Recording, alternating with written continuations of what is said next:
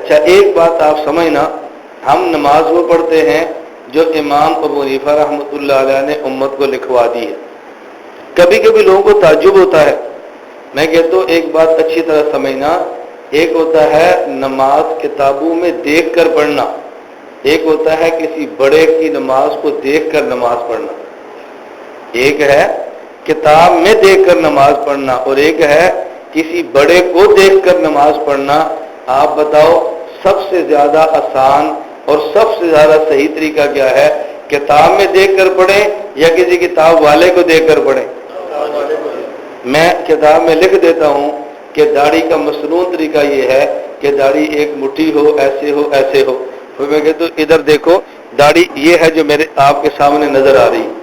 اب کتاب آپ دیکھیں گے تو ہو سکتا ہے بات سمجھ نہ آئے، لیکن جب مجھے دیکھیں گے تو پھر بات سمجھ آ جائے گی کہ نہیں؟ اور ہم وہ دیکھیں جو کتابوں میں لکھا ہے، اور امام صاحب نے وہ دیکھا جو صحابہ نماز پڑھتے تھے۔ ایک بات مجھے آپ سمجھائیں، اگر آپ مسجد میں نماز پڑھ رہے ہوں اور آپ کے ساتھ کوئی چھوٹا بچہ بھی نماز پڑھ رہا ہو اور وہ نماز کے درمیان ہاتھ، مطلب بچہ ہے ہاتھ باندھے، کبھی کھول دے، کبھی باندھ لے، کبھی اوپر کرے، کبھی نیچے کرے، آپ بچے کو سمجھائیں گے یا نہیں کہ ہاتھ کہاں باندھنے؟ جی نہیں سمجھائیں گے؟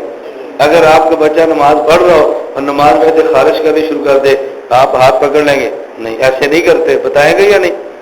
آپ کے ساتھ آپ کا بچہ نماز پڑھے اور غلط پڑھے، آپ ٹوک دیتے ہیں۔ تو جب امام صاحب بچے تھے آپ نے صحابہ کی موجودگی میں نماز پڑھی، غلط پڑھتے تو صحابہ ان کو نہ ٹوکتے۔ آج کے بچے کی نماز پر اس کے باپ کی مہر ہے اور امام صاحب کی نماز پر صحابہ کی مہر ہے رضی اللہ۔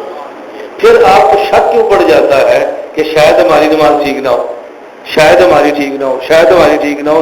یہ شاید کا شک تمہیں کیوں پڑتا ہے؟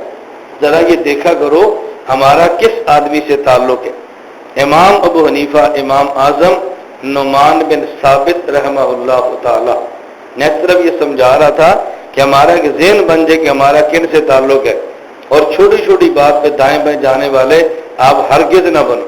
تو اللہ نے قرآن کریم میں فرمایا ہم نے پیغمبر کو امیین میں بھی بھیجا، آخرین میں بھی بھیجا، اور آخرین کا مصداق ابو ہریرہ کہتے ہم نے پوچھا کون ہے، تو آپ نے سلمان فارسی کے کندھے پہ ہاتھ رکھا اور فرمایا ابنائے فارس میں ایسے لوگ ہوں گے اگر علم و ایمان ثریا تک چلا گیا وہاں سے بھی لے کر آئیں گے۔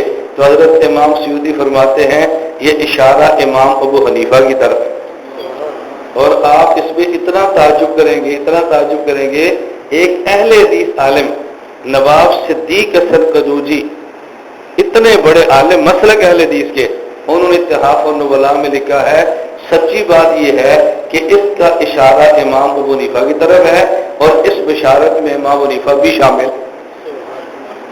یہ کتنی عجیب بات ہے۔ تو میں یہ کہہ رہا تھا امام صاحب کے آنے کا اشارہ کہاں پر ہے؟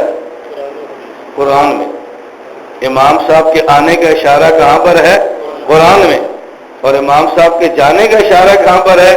آپ اس پر بھی حیران ہوں گے، حدیث پاک میں ہے ترفع زینت الدنیا، ترفع زینت الدنیا سنۃ 50 و 100۔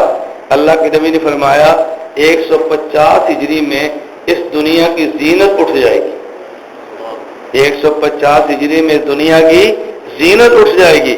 امام سیوطی اور محدثین فرماتے ہیں کہ یہ اشارہ بھی امام صاحب کی وفات کی طرف ہے، جو کہ امام ابو حنیفہ پیدا 80 ہجری میں ہیں اور وفات 150 ہجری میں۔